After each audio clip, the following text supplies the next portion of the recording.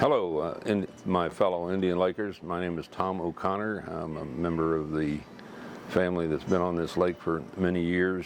The old timers especially will remember O'Connor's Landing and the restaurant there, and the hotel and rental cottages, rental boats. I also was a judge for about 10 years with jurisdiction over Logan County.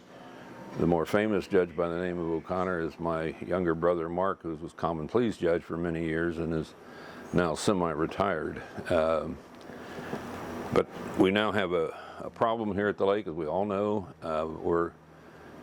We're past the point of having heated meetings. We've had plenty of those, plenty of thoughts, and all very helpful meetings. But it's now time to join the Indian Lake Advocacy Group. It's a group focused on one problem, and that is our seaweed problem or vegetation problem, which has been on everybody's mind for the last couple of years. My initial reaction to using chemicals was adverse. I thought it'd turn my toes purple, and have all sorts of environmental impact, but that's turns out not to be true. The weed that is invasive is called milfoil, and the chemical that can treat it effectively without environmental negative impact is Procelicor. Now, on the Indian Lake Advocacy Group website, there's a very interesting set of photos. As many of you know, there was a test of this chemical on the lake of about 250 acres near the Lakeview Harbor. There's basically a before and after sequence. Here it was before. Here's week 1, week 2, and here is the final result. And you will see it was very, very effective. It's been used in many lakes around the country with the approval of various environmental groups, the EPA, Corps of Engineers, those kind of people. So that's specifically what we need to get behind now.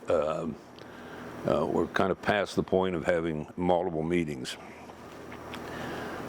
This summer, the lake was saved by a kind of a public-private partnership. ODNR did a great job. I'm not going to name any names, but everybody knows there were 3 small weed eaters, 2 blue and 1 orange, and 2 big, large weed harvesters, and they were very effective to clear channels through the lake. So we had a fairly decent boating season, but we all know that was temporary. So now we all need to get organized, join the Indian Lake Advocacy Group, talk to your neighbors, and urge them to spread the word that we all need to join this group now.